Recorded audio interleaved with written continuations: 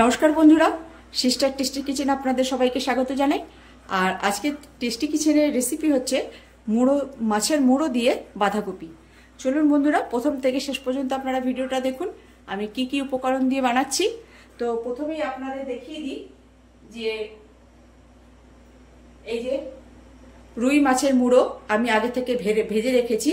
এই মাছের মুড়ো দিয়ে আমি আজকে এই যে রুই মাছের মুড়ো, আজকে আমি এই মাছের মুড়ো দিয়ে আমি আজকে বাঁধাকপি চাপাবো।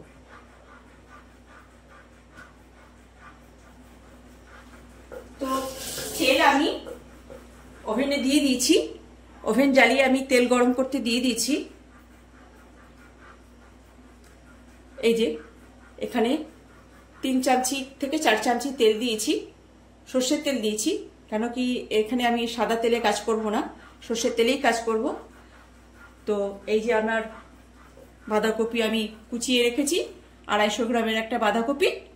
তো আর 3টে আলু দিয়েছি, আর তাতে 3টে আলু দেয়া রয়েছে, টমেটো দেয়া রয়েছে, আর মশলা দেয়া রয়েছে 4 চামচ জিরে, 1 চামচ আদা, 2 চামচ আদা বাটা, আর 1 চামচ 4টে লঙ্কা আছে, শুকনো লঙ্কা বেটে দেওয়া আছে, 3টে শুকনো লঙ্কা বেটে দেওয়া আছে, আর হাফ চামচ নুন আর হাফ চামচ হলুদ। এই যে আমার মশলা, আজকের এই যে রেসিপির পুরো গঠনটা।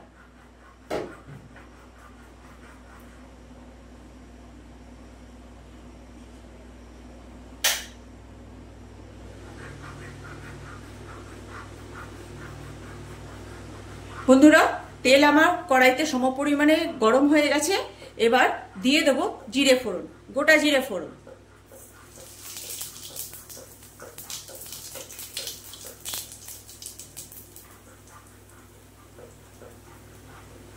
দিয়ে দেব তেজপাতা,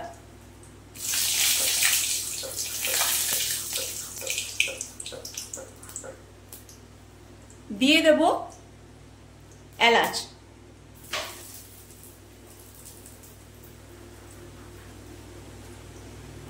এবার দিয়ে দেব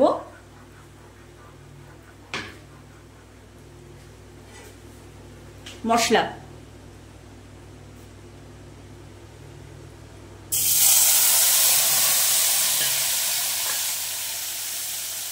এবার এই মশলাটা ভালো করে কষে নেব। বন্ধুরা, এইবারে আমার মশলাটা ভাজা হয়ে এসছে। না ভাজা হয়ে আসেনি, মানে এর ভেতরে দিয়ে দেব এই যে টমেটো আর আলু। এইবার এটাকে দিয়ে ভালো করে কষে নেব। নুন দিয়ে দে, নুন দিয়ে দে। হ্যাঁ বন্ধুরা, এবারে পরিমাণ মতো নুন দিয়ে দিলাম। আইটু দে।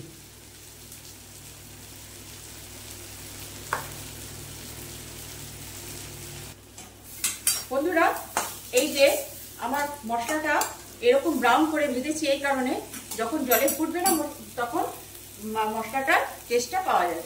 আর এবারে দিয়ে দিচ্ছি কুচিয়ে রাখা বাঁধাকপি। এবার এই বাঁধাকপিটা দিয়ে ভালো মতন কষে নেব।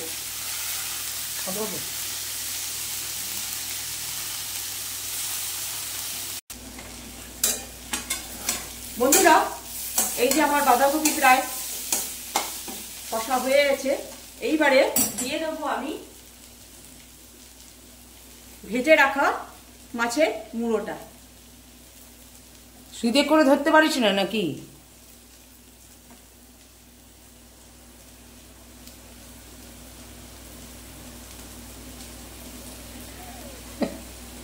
এবার এটা চলে যাবে এর ভিতরে।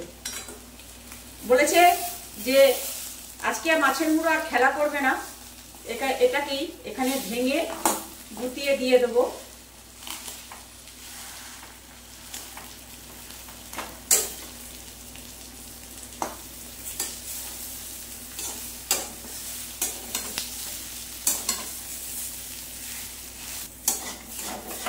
বন্ধুরা, এই যে মাছের মুড়োটাকে একদম এইভাবে ভেঙে গুঁড়িয়ে দিয়েছি, করে দিয়েছি গুঁড়ো।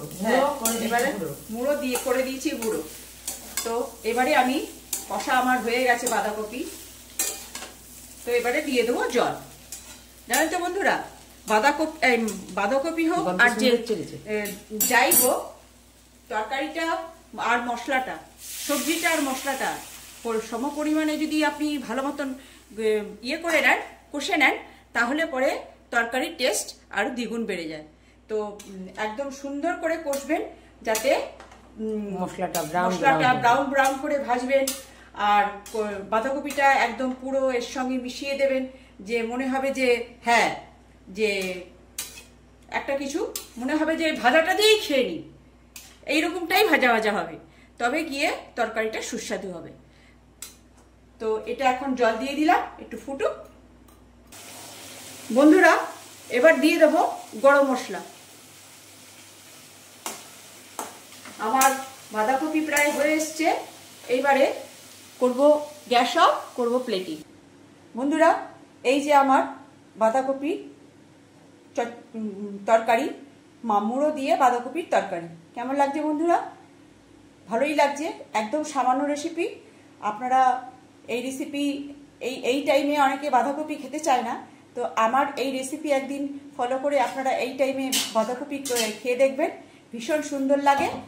আর এরকম মাছের মুড়ো দিয়ে করলে তো আর কোনো কথাই নেই। আর যা যা আমি উপকরণ দিয়েছি, সামান্য উপকরণ দিয়েছি, আপনারা বানিয়ে খেতেই পারবেন। তো আমার এই রেসিপি আপনারা বানিয়ে খান, এনজয় করুন। বাই।